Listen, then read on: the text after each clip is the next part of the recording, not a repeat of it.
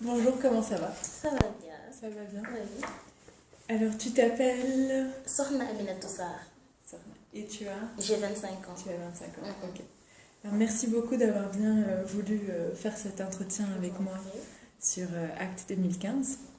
La première question que j'aimerais te poser, c'est de savoir si tu trouves que les services de santé sexuelle et santé de la reproduction et VIH sont adaptés aux jeunes au Sénégal. Alors, franchement, je dirais oui et non. Mhm. Oui, parce que, bon, actuellement, on commence à un peu penser aux jeunes en créant ces services. On pense un peu à adapter ces services-là de sorte qu'ils puissent répondre aux besoins des jeunes. Mais d'un autre côté aussi, non, parce que, bon, la localisation et tout ça, ça pose problème par rapport aux besoins des jeunes aussi. C'est-à-dire les cliniques ou les centres de dépistage Oui. ne sont pas forcément dans les endroits proches Exactement. de là où sont les jeunes. Exactement. Ils ne sont pas dans des endroits proches. En plus, il y a un autre problème, c'est qu'en général, les jeunes, ils ont honte, ils ont aussi peur d'aller dans ces structures. Donc, si tu vas dans une clinique, surtout si elle est spécialisée en SR, tout le monde va se dire, qu'est-ce que cette personne va faire là-bas? Donc, du coup, tu penses à ce que les gens pourraient dire. Et ça, c'est déjà un blocage par rapport à l'accès. D'accord. Donc un peu le côté de la honte Oui. et le fait de se dire que peut-être quelqu'un qui travaille là connaît quelqu'un de C'est la ça. famille. C'est ça. Ok, d'accord. Est-ce que les jeunes ont accès facile aux préservatifs? Accès facile. Bon, les préservatifs, je dirais que l'accès est facile hein, parce que il y a beaucoup de structures qui font de la distribution gratuite et tout ça. Et puis en pharmacie aussi, c'est facilement tu peux acheter. Même s'il y a toujours ce facteur-là de honte et de gêne, bon, d'aller dans une pharmacie et de dire, parce qu'on est au Sénégal, forcément tu vas trouver quelqu'un qui connaît quelqu'un qui te connaît. Donc Oui.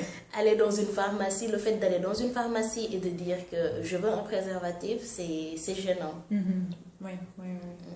Mais par exemple, tes amies, est-ce qu'elles achètent des préservatifs en pharmacie? Mes amis, bon, disons les filles, non, D'accord. pas du tout, mais les garçons, oui. D'accord. Et pour les filles, c'est ce problème d'avoir un peu honte d'y aller? Oui, c'est ça. En plus, moi je me dis que nous, on n'a pas trop je sais pas, cette capacité-là à dire que oui, moi aussi je dois me protéger.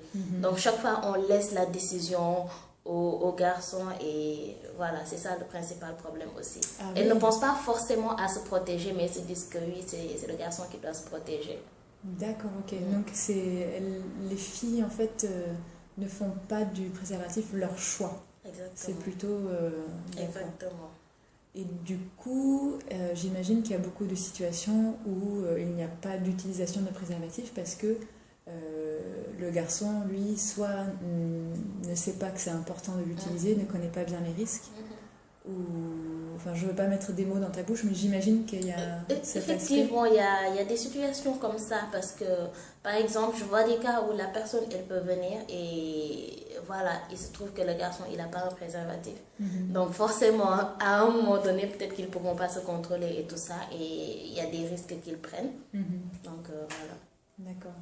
Et est-ce que tu penses qu'il y aurait plus d'utilisation du préservatif si les filles insistaient plus, si elles étaient plus dans l'esprit de se protéger par rapport au VIH et d'autres infections sexuellement transmissibles? Oui, parce que le problème, c'est qu'elles ne s'approprient pas cet outil-là. Elles ne s'approprient pas les préservatifs. Elles ne pensent pas, je sais pas, j'ai l'impression qu'elles pensent que c'est pas utile ou quelque chose comme ça. Donc, c'est ça le problème. En plus, pour certaines, bon, la majorité disent que non, c'est pas très pratique et tout. Et elles comprennent pas forcément qu'il y a une grande différence entre l'appareil génital masculin et l'appareil génital féminin. Donc, du coup, elles se disent que non, le préservatif féminin, c'est pas pratique et tout ça. D'accord. Et ça, c'est un facteur aussi qui fait qu'elles ne l'utilisent pas souvent. D'accord. Ok. Une autre question que je voulais te poser, c'est est-ce que tu trouves que les informations qui sont données à l'école, donc dans le système éducatif à n'importe quel âge, sont adaptées à ce que les jeunes aient les connaissances nécessaires pour se protéger du VIH, pour avoir une santé sexuelle et un bien-être en fait dans leur corps. Est-ce que tu penses que c'est adéquat ce qui est fait? Ok. Alors, déjà qu'ici, c'est pas à n'importe quel âge qu'on te parle de sexualité. Parce que, bon, on va se dire que à moins de la puberté, tu es trop jeune et tout ça. En général, c'est au moment de la puberté qu'on commence à te parler de sexualité et tout ça. Et dans les écoles, moi par exemple, j'ai eu la chance, dans l'école où j'étais, bon, c'était pas au primaire, mais plutôt au secondaire. On avait un prof qui était très ouvert d'esprit et tout. Donc, il donnait vraiment de bonnes informations et tout ça. Et avec la manière qu'il faut, parce qu'il y a une manière de parler aux jeunes. Mais pas, j'ai d'autres amis, dans leur classe, c'était, voilà, on leur donne juste l'information, mais il y a toujours le côté tabou, quoi. Oui. Et du coup, est-ce que tu penses que si on commençait à en parler plus tôt à l'école, et est-ce que tu penses que les informations sont parfois dites de manière un peu, justement, comme il y a ce tabou, est-ce que si c'était plus explicite, il y aurait des jeunes qui comprendraient plus les risques, vraiment, et du coup, ça changerait un petit peu le niveau du sida dans la région? C'est ça, parce que le truc, c'est il faut appeler un chat un chat. Moi, je me dis que, voilà, quand tu veux parler de quelque chose, il faut que la personne elle soit consciente des risques qu'elle court. Mais pas dire que non, tu ne dois pas faire ça, parce que ça, je ne sais pas si c'est partout en Afrique, mais au Sénégal, c'est comme ça. Quand on ne veut pas que tu fasses quelque chose, on te dit, ne fais pas ça. Mais on ne te dit pas pourquoi tu ne dois pas faire ça. Donc c'est ça. Donc, si on donne aux jeunes les informations qu'il faut et comme il faut, parce que quand on en parle entre nous, on n'a pas de tabou. On dit les choses telles qu'elles sont. Mais dès que tu es en face d'une personne plus âgée, là, c'est compliqué parce que tu ne peux même pas utiliser certains mots. On va te dire que non, c'est un manque de respect ou bien non, tu es dévergondé ou quelque chose comme ça. Donc, c'est compliqué. Et aussi par rapport à comment donner l'information aussi, je me dis, il faut, oui, donner les informations un peu plus tôt. Il ne faut pas attendre que la personne, par exemple, elle commence à, disons, si je prends l'exemple des règles, que la personne, elle commence à avoir ses règles et tout, et de lui dire que tu dois faire ça, ça, ça. Donc, un peu avant, ce serait bien, comme ça, elle va se préparer. Parce que le côté psychologique aussi, ça compte. On ne sait pas comment la personne, elle va apprendre ça et tout. Donc, à chaque tranche d'âge, il faut des informations adaptées. Exactement, oui. D'accord, super. Une autre question que je voulais te poser, c'était la première du dialogue. C'est à savoir si tu pouvais changer une chose, même si c'est une grande chose, une chose importante, qu'est-ce que ce serait pour ton pays par rapport à tout ce qui est sexualité et relations? Alors, si c'est qu'une chose, moi je dirais le côté communication. Communication surtout entre parents et enfants. Parce que on a... Bon, c'est vrai que c'est pas seulement dans la cellule familiale qu'on est, mais l'enfant il passe la majeure partie de son temps avec ses parents. Donc moi je me dis que les parents doivent établir une relation de confiance. Donc surtout pour les filles. Donc, établir avec sa mère une relation de confiance qui fasse de telle sorte que toi-même, quand tu as des soucis, tu peux lui en parler ouvertement. Et ça, c'est un grand problème qui se pose ici. On n'a pas... Bon, je dirais pas disons que sur ce côté-là, ça va un peu. Mais en général, il n'y a pas trop cette facilité-là de communication. Il y a une certaine barrière. C'est juste, par exemple, quand tu vas à tes règles, qu'on te dit... Ok, ça c'est les règles. Maintenant, tu ne dois plus approcher les garçons parce que si tu le fais, tu vas tomber enceinte. Voilà. Donc en général c'est comme ça que ça se passe quoi. C'est rare de voir une maman qui va prendre le temps de dire à son enfant, voilà, tu es arrivé à tel âge, il y a ça, ça, et c'est pour ça que tu vas tes règles. Quand tu vas tes règles, il faut que tu fasses ça. Maintenant il faut que tu fasses attention parce que si tu fais pas attention, tu risques ça. Donc c'est comme ça que ça doit se passer, mais c'est rare de voir des cas comme ça. Donc si je devrais changer quelque chose, c'est vraiment cette communication-là. Que les parents puissent donner à leurs enfants des informations, de bonnes informations aussi, mais aussi qu'ils puissent établir avec eux une relation de confiance qui fasse de telle sorte que l'enfant soit, comment dire, qu'il puisse chaque fois qu'il en ressent le besoin, approcher ses parents et leur exposer ses problèmes ou ses inquiétudes. Oui. Et est-ce que tu penses qu'il faudrait peut-être aussi un peu mieux former les parents? Parce qu'on parle beaucoup de donner des informations aux jeunes, mais j'ai l'impression, d'après ce que j'écoute en discutant avec les jeunes, qu'il y en a qui reçoivent des informations fausses Oui. des parents. Oui. Donc il y a ce problème de volonté de communiquer sans tabou, mais il y a aussi le problème des parents qui ont peut-être reçu De fausses des informations. informations. Oui. Oui, voilà, je dirais que c'est le problème de l'éducation parce que nos parents, surtout ceux qui n'ont pas eu la chance d'aller à l'école et tout ça, ils n'ont pas vraiment de bonnes informations par rapport à la santé de la reproduction.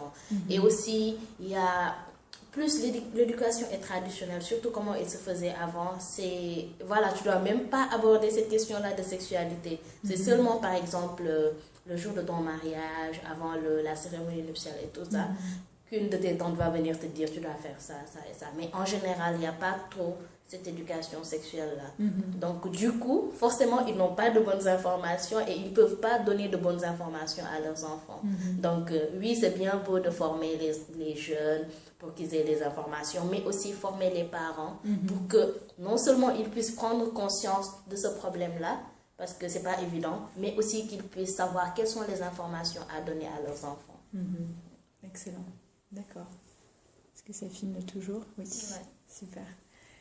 J'en profite pour te poser encore une question. Vu que je vois que ça marche, est-ce que les jeunes ici se font dépister régulièrement pour le VIH? Régulièrement, non. Non. Alors, comment ça se passe en général? C'est seulement quand il y a... Parce que pour les grandes occasions, par exemple le 1er décembre ou des choses comme ça, il y a beaucoup d'associations de jeunes qui organisent des séances de dépistage. Donc, en général, quand tu vois tes amis se dépister et tout, c'est eux qui te poussent à le faire. Mais il est rare de voir quelqu'un d'une manière spontanée se dire que je vais faire le test de dépistage et après de le faire régulièrement. Parce que j'avoue que même moi j'ai eu ce même problème-là la première fois que je me suis dépistée. J'étais consciente que j'avais pas, bon, côté risque, c'était pas ça.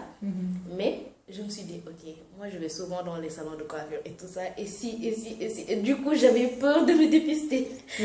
Donc chaque fois c'était ça, j'organisais mais je me dépistais pas. Et puis une fois je me suis dit, non mais qu'est-ce que tu fais? Genre tu triches avec les gens. Parce que tu leur dis, oui il faut faire ça, tu es père éducatrice, c'est vrai, tu leur donnes des informations, dépistez-vous, alors que toi tu l'as jamais fait. Et je me suis dit, ok, aujourd'hui je vais le faire. Et je l'ai fait. Donc on a toujours peur. Le sida reste un mystère pour tout le monde.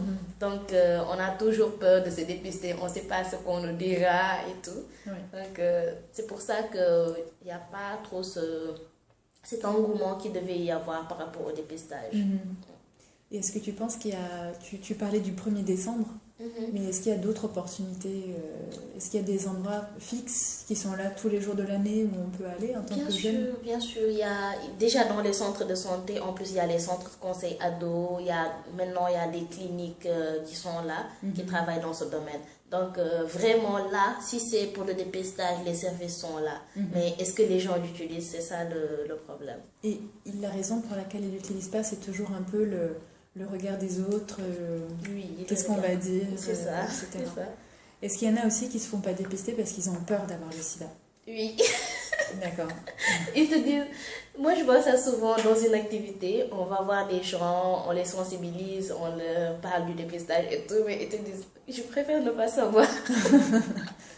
Ils te disent ça carrément, ils te disent, je préfère ne pas savoir, mais si tu préfères ne pas savoir, tu vas continuer à prendre des risques, tu fais courir des risques aux autres personnes et voilà, peut-être tu le fais inconsciemment, mais c'est toujours sous ta responsabilité. Mais en général, c'est comme ça. Ils ont peur de le faire parce qu'ils se disent que, ok, c'est pareil pour le diabète et tout ça. Quand tu dis à quelqu'un, va faire le test, il te dit, non, quand tu vas à l'hôpital, ils vont toujours te trouver des maladies. Oui. C'est idiot, mais c'est la mentalité. Oui. Et est-ce que les jeunes savent que c'est possible d'obtenir des médicaments, des antirétroviraux contre le VIH si jamais ils sont dépistés positifs? Est-ce que ça se sait que c'est gratuit et que c'est disponible? C'est pas tout le monde qui le sait. Il y en a parce que moi j'ai rencontré des gens qui pensaient que c'était payant, Oui. donc ils voulaient pas faire le test parce qu'ils se sont dit de toute manière je peux Je pas ne voulais pas me permettre de payer. Oui. Parce que c'est ça le problème aussi. Les gens ne savent pas, ils n'ont pas beaucoup d'informations par rapport au traitement et tout ça. Peut-être il y a une petite partie, c'est les personnes comme moi, peut-être qui ont l'habitude d'évoluer dans ce domaine ou qui, par curiosité, vont chercher des informations sur Internet et tout ça. Mais il n'y en a pas beaucoup. Tout le monde se dit, les médicaments sont chers et tout ça. En général, c'est ce qu'ils se disent. Donc ça aussi, c'est peut-être un blocage Oui. par rapport à ça. Ok. Bon. Est-ce qu'il y a autre chose que tu voudrais partager, que tu trouves important par rapport à ce sujet ou... Autre chose, je ne sais pas, peut-être ce serait de lancer un appel aux jeunes en tant que tel. Parce que il ne faut pas concevoir la face. Nous, le problème qu'on a ici, c'est que quand on est jeune, on est actif sexuellement, mais on se le cache à nous-mêmes déjà. Ensuite, parce que c'est toujours ce problème du regard des autres, on va se dire que oui, si je dis... Parce qu'il y a des personnes, peut-être on peut dire, elles l'assument, mais même si elles se retrouvent avec des amis qui parlent de virginité et tout, elles seront les premières à dire oui, c'est ça, la traditionnelle, alors qu'au fond d'elles-mêmes, elles savent qu'elles ne sont pas vierges. Donc, c'est chaque fois de pouvoir prendre ses responsabilités et de les assumer. Parfois c'est par choix, parfois aussi c'est accidentellement. J'ai vu beaucoup de cas comme ça, mais dans tous les cas, comme on dit, le mal est déjà fait. Donc le truc c'est quoi? C'est de prendre ses responsabilités et d'avoir une sexualité responsable, de prendre des décisions responsables aussi. C'est ce que je voulais dire aux jeunes. Super, merci pour ce message. Et tu sais, j'aurais peut-être dû te demander au début, peut-être si tu veux juste dire qu'est-ce que tu fais dans ton travail, parce que tu as dit à un moment que tu es père éducatrice. Je me suis rendu compte que je t'avais pas proposé de dire au début ce que tu faisais. Okay. Alors, je suis père éducatrice depuis... Ça fait plus de 10 ans maintenant, parce que j'ai commencé au collège. Bon, je m'intéressais beaucoup à ça et tout, donc du coup j'étais très curieuse, je faisais partie des clubs. Et puis une fois au lycée, en 2003, j'ai intégré le club EVF, Éducation à la vie familiale, avec le GEP. Et on a eu la chance d'avoir des encadreurs vraiment dynamiques qui nous ont chaque fois poussé à faire des activités et on était très actifs aussi. Donc du coup, on faisait beaucoup d'activités, du théâtre, vraiment beaucoup de choses, des séances de partage. On faisait parfois genre, c'est comme une boîte à lettres où les gens peuvent, s'ils ont des problèmes, déposer ça et on va lire devant tout le monde d'une manière anonyme et puis après, chacun propose des solutions. Donc, il y a beaucoup d'activités qu'on faisait. C'est ça qui m'a donné la passion, disons, de ça. Ensuite, j'ai continué et j'ai intégré une organisation parce que justement, c'est ça qui m'intéressait dans cette organisation. Donc, il s'agit de ISEC et ils avaient un projet de formation de père éducateur dans le domaine de la santé et de la reproduction. Donc, j'ai intégré cette équipe-là, on formait des jeunes dans les lycées, de telle sorte à ce qu'ils puissent être des relais auprès des autres jeunes. Et après, j'ai été directrice, j'ai étendu le truc